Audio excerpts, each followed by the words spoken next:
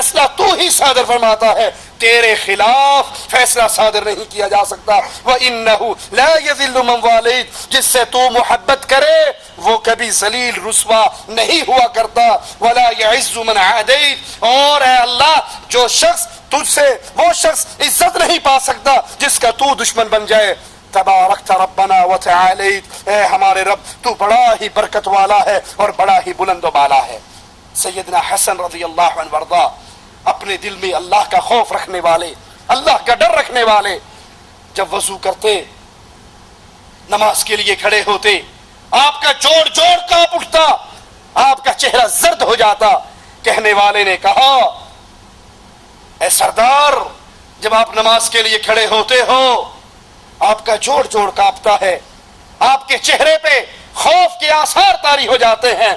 تو جواب میں فرمایا ہر اس بندے پر جو عرش والے رب کے سامنے کھڑا ہو، اس کے لیے ضروری ہے کہ وہ اس کھڑے ہوتے ہوئے اس کا جوڑ جوڑ کانپے، اس پہ خوف کا رنگ طاری ہو، کیونکہ وہ اپنے آقا اور مولا کے سامنے کھڑا ہے۔ اسی طرح آپ نماز فجر کے بعد اشراق تک اللہ کا ذکر اذکار کرتے ہوئے گزار دیتے۔ سیدنا حسن نے 20 کے قریب حج کیے، اور آپ کی اولاد 12 آپ کے بیٹے، ذرا نام سنیے سیدنا حسن کے بیٹوں کا: زید، حسن، حسین، طلحہ، اسماعیل، عبداللہ، حمزہ، یعقوب، عبد الرحمن، ابو بکر، قاسم، عمر۔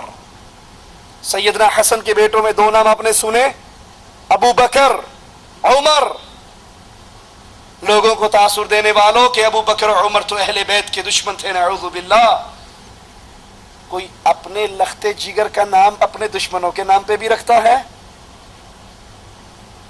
کوئی اپنے لختے جگر کا نام اپنے دشمن کے نام پہ نہیں رکھتا، اپنے پیارے کے نام پہ رکھتا ہے۔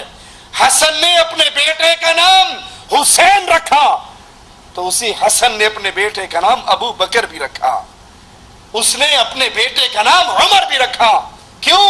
کیونکہ سیدنا حسن کو جیسے حسین سے پیار تھا، ویسے ابو بکر سے پیار تھا، ویسے نبی کے باقی صحابہ سے پیار تھا۔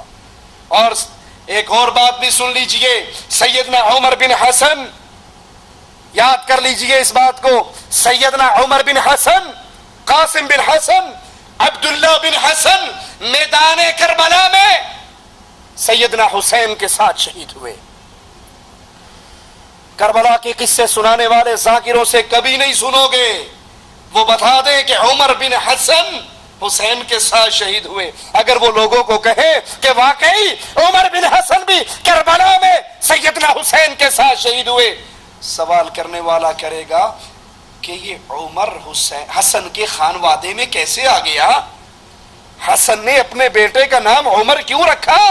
تم تو دن رات ایک ہی پٹی پڑھاتے ہو کہ ابو بکر بھی نعوذ باللہ ظالم تھا، عمر بھی ظالم تھا، اہل بیت کے دشمن تھے، اور نعوذ باللہ کافر تھے اور ملعون تھے، لا حول ولا قوت الا باللہ، نقل کفر نباشد۔ تم اپنے جاہلوں کو یہ پٹی پڑھاتے ہو، اور اگر تمہاری منہ سے یہ بات نکل جائے کہ عمر بن حسن بن علی بن ابی طالب حسین رضی اللہ عنہ وارضا کے ساتھ کربلا کے میدان میں شہید ہوئے، تو سوال کرنے والے تمہیں نہیں چھوڑیں گے کہ عمر حسن حسین کے گھرانے میں کہاں سے آ گئے؟ علی کے بیٹوں نے اپنے بیٹوں کا نام عمر کیوں رکھا، ابو بکر کیوں رکھا؟ سیدنا حسن رضی اللہ عنہ وارضا اپنی زندگی کی 47 بہاریں دیکھ کر تقریباً 49 یا 50 ہجری کو باوجہ زہر شہادت کا پیالہ جام نوش فرما گئے۔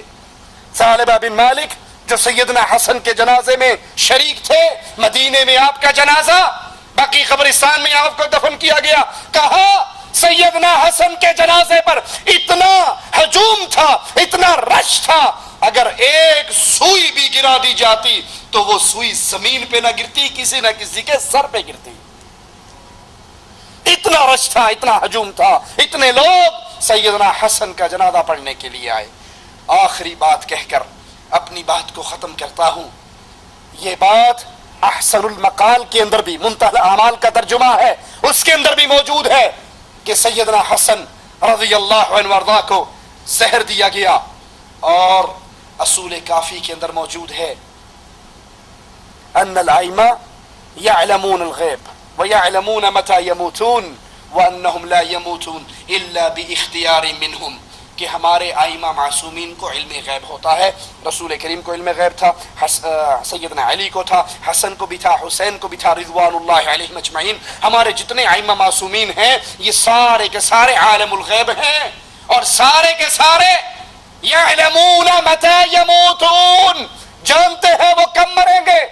ولا یموتون الا باختیار منہم اپنی مرضی سے مرتے ہیں.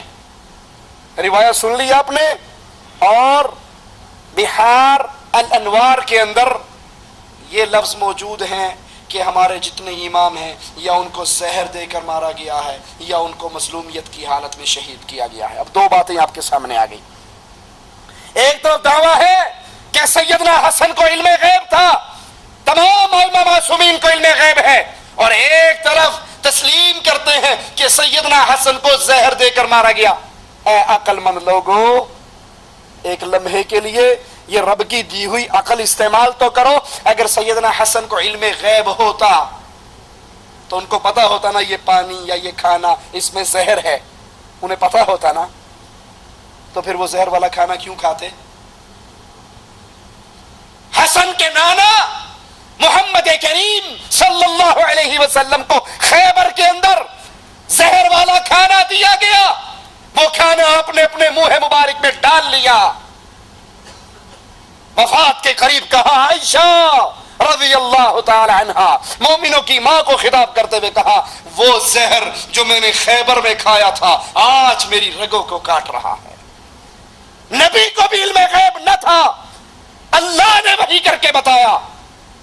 آپ نے وہ زہر والا کھانا چبا لیا اور آپ کی وفات اسی زہر کے اثر سے ہوئی.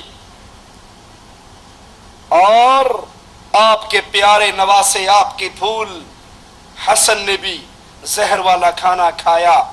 اگر ان کو عالم الغیب مانتے ہو تو کیا تسلیم کرو گے کہ غیب جاننے والا جان بوجھ کر زہر کھا گیا؟